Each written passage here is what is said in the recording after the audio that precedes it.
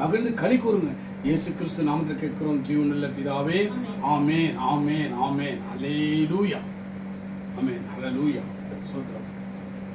என் ஆத்துமாவே கர்த்தரை ஸ்தோத்திரி, என் முழு உள்ளமே அவர் பரிசுத்த நாமத்தை ஸ்தோத்திரி. என் ஆத்துமாவே கர்த்தரை ஸ்தோத்திரி, கர்த்தர் செய்த சகல உபகாரங்களையும் கிருபைகளையும் மறவாதே.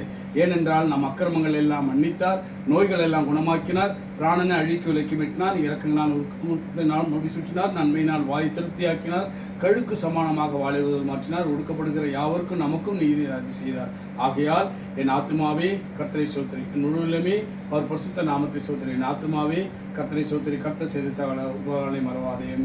இம்மட்டும் உதவினை வினேசர் நம் தேவைகளை சந்தித்தவர் யெகோவாயிரே.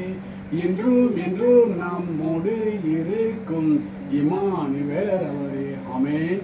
அவர் நல்லவர், சர்வ வல்லவர், அவர் நல்லவர், சர்வ வல்லவர்.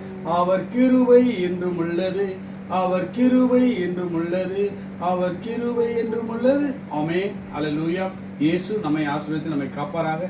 இயேசு தம்முடைய முகத்தை நம்ம பிரகாசிவனை கிருபையாக இருப்பதாக. இயேசு தம்முடைய முகத்தை பிரசன்னமாக்கி நமக்கு சமாதத்தை கட்டளையிடுவாராக.